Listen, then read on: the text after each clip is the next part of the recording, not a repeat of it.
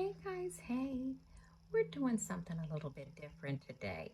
Kind of doing a book review um, and using the High Priestess cards to do kind of a deep dive because the book, here is the book, Tarot of the Hard Work, an archetypical journey to confront racism and inspire collective healing by Maria Minnis.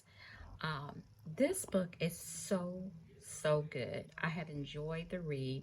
I'm about halfway through. I'm sorry, sometimes I just go through these books, reading so much material, and I may not totally be finished with them, but I kind of do a review on what I had. But this book requires you to face racism within yourself, within the community, how you can use the tarot to help you deal with racism in its own right. And then what it does is take you through the major arcana, the different cards of the major arcana, and basically take you through some shadow work exercises to help you deal with the internal racism we experience and the external racism that is present in our community and in our world, basically. So, what I have done is instead of taking you through everything in the book, I'm just going to go through some of the insights of the book. And she often suggests that you, like when you study the different archetypes of the major arcana, that you sometimes use cards from like two or three decks. So this is what I have done. So these are the cards, and um, this is from the Hoodoo Tarot, and this is Miss Ida, and she represents the High Priestess.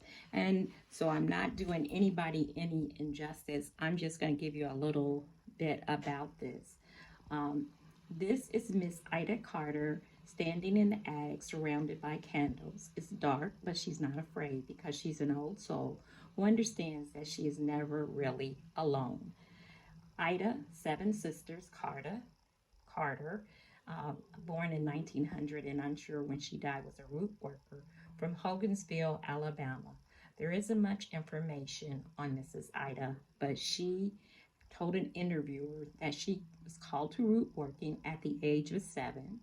She recalled the process of a self initiation, which consisted of 7 burning candles all night while she prayed, starting on the 1st of May and continuing for 6 consecutive nights. Miss Ida represents this process each May for 7 years. She repeated this process each May for 7 years until the Holy Spirit told her that she was ready to work for the community. So when she appears in a reading, you are being advised to slow down and consult your inner voice regarding the matter at hand. Sometimes we're all faced to wait sometimes, but very few know how to do so while remaining at peace, and that's what she did. And I guess what she represents is tapping into the inner wisdom within ourselves and then following through what you've been downloaded or told about. So it says, if you receive Miss Ida in a reading, consider the following. Trust your intuition, let go and let God. Are you being impatient or forcing the issue unnecessarily? Pay attention to your dreams and visions. Everyone has a dark side. Are you aware of how yours works? Call your mother a mother figure. Seek and embrace mysteries. Does the unknown thrill or frighten you? Why or why not? So you have to face some things within yourself. I'm sorry. It's kind of one of those things. And so then we'll go to the High Priestess as a part of the Black Tarot. And this is a card that I absolutely love. You see, she is submerged in water, hoping you can see that with the light. And she has the different phases of the moon surrounding her. And it just has to me to deal with emotions, inner knowledge, inner knowing, tapping into your inner wisdom, as so would a high priestess do. So let's see what the author of her tarot, who is Nasha Williams, what she has to say about the high priestess.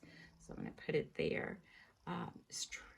traits to slow down, intuition, and it would be a card that says yes. This woman is submerged in a body of water, embracing all beneath the surface.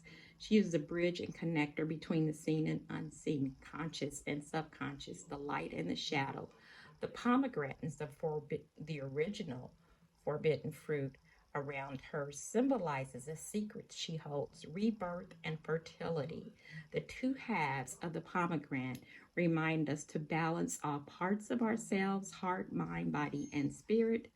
The high priestess is the protector of the unconscious, reminding us to reflect and retreat. She invites us to dream to the dream realm while also giving us access to earthly wisdom. She encourages us to find the equilibrium between opposites, like the cycles of seasons or the sun and the moon. The high priestess is the moon in all phases. So when you get the high priestess card, it's time to consider the following. What do you need to allow yourself to feel rather than think about? What is your understanding and relationship to intuition and the unseen? Are you paying attention to your dreams and intuition? So that's a little bit from her book about the high priestess. And then we go to the Everyday Witch Tarot here. And let's see what she says about the high priestess from her point of view. Okay. A dark-haired witch sits on a chair wearing her witch's hat.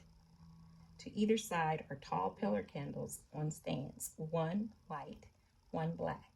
In front of her, there's a large, glowing crystal ball into which she is looking. To the left of the crystal ball is a tarot card spread, and to right is an enigmatic black cat with one foot resting on a drawstring bag that are stacks, a drawstring bag from runestones that are spilling. Behind the table are stacks of books. Mystery surrounds her, yet you sense that this high priestess knows everything about you. Your worries, your innermost secret desires, your past, and your future before she even asks the questions. She has the answers you seek. The high priestess represents both ancient wisdom and current knowledge. She is every wise woman who ever lived and every matriarch who ruled over her family and kitchen table. You can probably learn a lot from her. But you have to be looking for the answers in order to get them. And you have to be willing to deal with the truth when you get it. Life is really black and white. Neither is whatever you will learn. So these are the three different representatives for the high priestess there. And we got a little bit about each one. And now I'm just going to take you through some of the points in the book of what she said about the high priestess, and then how you can use this in liberation work, or some things to consider as you associate the high priestess with liberation work. She says the high priestess can know intuitively where to focus their attention, be willing to get uncomfortable, have great detective skills, exhibit independence and self-sufficiency, not only dream but sincerely believe in their dreams, serve as consultants, coaches, therapists, or advisors. Some of the embodied keywords of the high priestess would be intuition, receptivity, permission to embody magic, symbology, mystery, subconscious wisdom, water, initial encounters with the others in dreams and messages, universal knowledge, spirit guides, empathy. She'll then ask you what are some of the keywords or phrases that help you with the whatever card you're dealing with, in this case, the high priestess. And for me, it was just the high priest has an inner knowing and she dwells deep, and she has a sense, and she trusts her intuition, and she tells it like it is. And sometimes that may not be in the prettiest form. And the high priest, as represented in the high priestess, as represented in liberation work, the high priestess is a visionary receiving and translating intuitive downloads to help guide people in liberation work. They are a channel between the seen and the unseen. They are courageous enough to confront the parts of themselves and they in their communities that are ugly, repressed, and purposely ignored. Their power may be quiet, some may be passive, but make no mistake. The high priestess is undoubtedly an active participant in their world. They might just need some space and quiet to figure out how to communicate their new knowledge in effective, action oriented, and inspiring ways. So that was just a way. And then she'll have more exercises for you to use the major arcana cards, in this case, the High Priestess, to dwell deep within yourself, to face some places in yourself that you may have internalized racism or you have externalized racism, as it were, from the community and the world, and how you deal and recognize that within yourself. This is a workbook, something to make you dig deep within yourself, a shadow workbook that she probably wouldn't have said, but it is.